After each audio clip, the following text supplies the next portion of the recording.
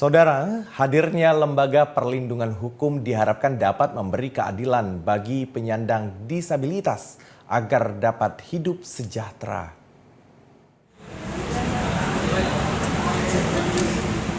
Penyandang disabilitas adalah kalangan masyarakat yang memiliki keterbatasan dalam berbagai aspek.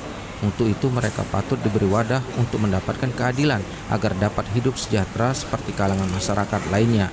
Hal inilah yang diungkapkan oleh Ketua LBH Penyandang Disabilitas Indonesia Pusat Sumatera Selatan, Hairul Saleh. Menurutnya, lembaga perlindungan hukum bagi penyandang disabilitas harus ada di wilayah Indonesia. Perlu kita ketahui sekalian, yang namanya penyandang disabilitas ya, semuanya itu orang yang tidak berdaya, tidak punya tenaga yang kuat, apalagi berbicara soal harta. Nah ini untuk menempuh jalur hukum, kalau ada hal-hal yang sedemikian, mereka sangat sulit.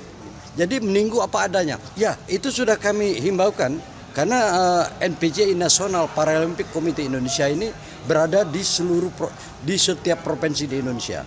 Dengan harapan kami setiap provinsi juga akan kami bekali dengan Dewan Pimpinan Daerah LBHPD. Hal serupa juga diungkapkan Ketua NPCI Sumatera Selatan Rian Johwari. Menurutnya penyandang disabilitas sangat rentan terhadap ketidakadilan dalam berbagai aspek. Banyak juga yang misalnya di daerah-daerah seperti misalnya bahwa di dalam Undang-Undang Nomor 8 Tahun 2016 itu sudah semua diatur di situ, termasuk pekerjaan. Tetapi kami melihat bahwa banyak juga penyandang disabilitas itu yang harusnya diterima bekerja, akhirnya tidak diterima bekerja. Tapi kalau untuk melihat misalnya proses hukum, itu kita perlu minta bantuan lembaga-lembaga. Nah, lembaga-lembaga inilah yang mungkin nantinya akan memperjuangkan hak-hak kita penyandang disabilitas. Hadirnya LBH bagi penyandang disabilitas ini diharapkan dapat meningkatkan kesejahteraan bagi para penyandang disabilitas melalui bantuan hukum.